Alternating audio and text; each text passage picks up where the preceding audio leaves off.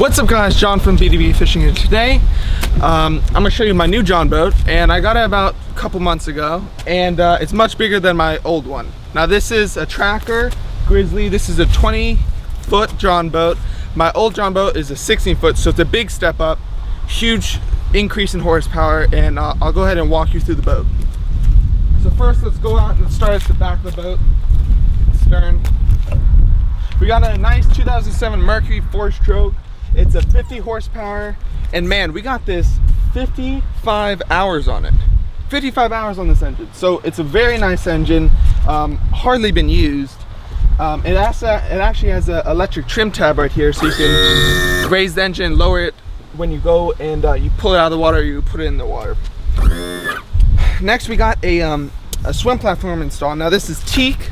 It's a very fancy, and we got installed on the transom of the boat, and it helps a lot with like tubing, wakeboarding, a lot of water sports, or just swimming. And then we'll go move on to our live well. And here's the actually pump to the live well, actually mounted on the transom, and it's kind of like a DIY live well. It sucks in water there, and it funnels it into the live well, which is right here. It's this big igloo cooler. Very important when you go fishing. And let's go ahead and move on to we have two transducers. The boat originally came with a small Humminbird 499 CI, and we had a newer Humminbird, so we went ahead and added that. I'll go get to that in the future here, but to run down with the amount of batteries that it's actually stacked with batteries. So we got we have a 24-volt trolling motor system, which is right here, and then we have for just lights and the trolling motor, so we can run for days on end. We have a 12-volt system right here, and we have two big 12-volt batteries hooked up in parallel. And we actually have, here's how you turn on the live well again. Homemade switch. Now this is something you put into a house, but I love these switches so much, so I decided to put that in, put it into my boat. Okay, so let's move on to the other side. I'll show you the gas tank starting engine. Here's the another DIY. This is the bilge pump, and it just funnels water out. But we have a same gas tank in the old one. We actually swapped gas tanks. This is, I believe, a 5-gallon gas tank. This engine actually is still very fuel efficient. So you only have to fill it off. If you're doing it all day of fishing, you probably use half a tank, which is about like 2.5 gallons. So that's very economical for my family. So we got starting battery, and it's actually so nice because this is actually key start. So here's where you insert the key right here, and here's the trim. We have two trims, so you can adjust it while you're running. Right there. So let's move on towards the front. So I do a lot of saltwater fishing now that we have a sailboat down in Wilmington. So we have actually gunnel rod holders mounted on either sides of the boat, and it could hold a maximum of 8 rods. Very nice. It makes sure everything's out of the way. You can cast anywhere on the boat. You won't get caught up with those vertical rod holders. Here's my portable GPS mount. It's pretty heavy because there's 10-pound weight in here, but we have the Humminbird Helix 7 ram mount, and then we have my custom-made box. You can basically move this anywhere on this boat. If you're fishing up there, you don't have to worry about getting another GPS up there. Just move this GPS up there. And I love it because you can adjust it to whatever sitting position you are in. It's amazing. We have two camo chairs. This is the driver's seat because you steer with your left hand. We have the opposite seat on the other side. But yeah, and just want to show you this trailer real quick. I mean, this trailer, I love it. Okay, you have steps right here to get into your boat. You even have a step right here to get in your boat. And you got these guides, so you don't have to worry about boat on. You just drive it on these guys. This big guide will guide you, and then you have these small roller guides that will, on top of that, guide you. Okay, now that we're in the boat, we're gonna start with the live boat here.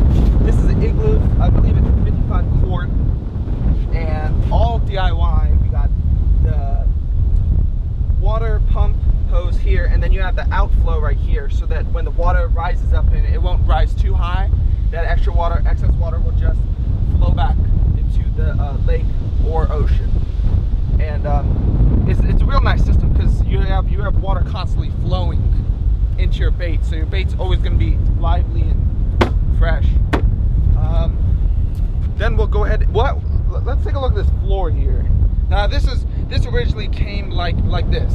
It was a bare boat that had the aluminum flooring here. You got these little ribs, and no one that I fish with likes sitting on that. I don't like standing on that. Hurts your feet. You have no place. You can't just go anywhere you want. You have to step in between them. So I decided to go ahead and carpet mine. And so what I had to do is I had to get plywood. I had to cut out the hull shape, and it actually paid off a lot because I can walk on it with my bare feet. It's nice and comfy. I cut it out to these ribs so it looks real nice here. It's stable, stainless steel screws, excellent. And we're actually building the carpet from there. We haven't installed it yet, but when I cast it, I like to put my wet cast it right here so it can just dry off. So let's go up to the front. This right here sold me on the boat. Okay, every John boat you fish on, there's not enough storage. I mean, if you have a bass tracker, there's some storage. There's no storage like this. Now this goes up to about this far up. Okay, and that's a lot of storage. And I have my cast net, I have the life preservers, I have lights, I have fishing rod holders. I could probably keep like a ton more stuff in there, but I don't. Tackle boxes in there, camera if it's raining out here. So that's great to have. And sunny days, your family wants to stay out of the sun, go ahead, and we got a nice bimini we added on. This is an 8-foot bimini, and protects you from the sun, rain, and I mean, this really, in the summertime, this cools you down. This bimini will cool you down. And finally, we're up at the front of the boat. We have a Minn Kota Maxim. This is I believe a 70-pound thrust. Yeah, 70-pound thrust. It's a foot pedal, so it's not an iPilot. But I like the foot pedal a lot more because you don't have to worry about the fob when you're finding fish. You can just do it with your foot. Got a seat up here. When you're tired, you can sit here and just cast off. Don't have to worry about standing.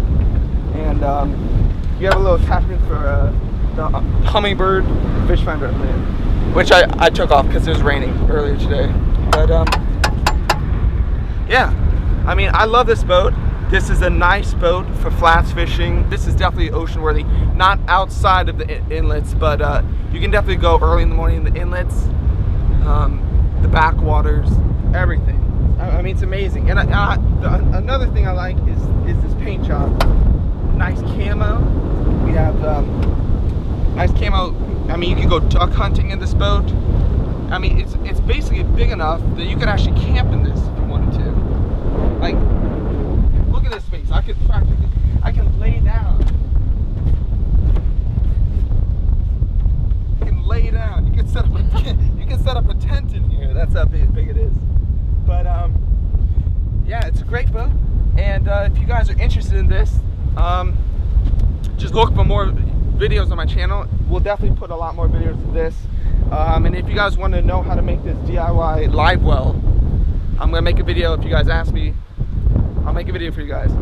But anyway, to wrap it up, I love the boat. If you guys are looking for a John boat this big, just it's a Tracker Grizzly 2072. And I love the hull, and I'll see you guys in the next video. Have a nice day. Peace.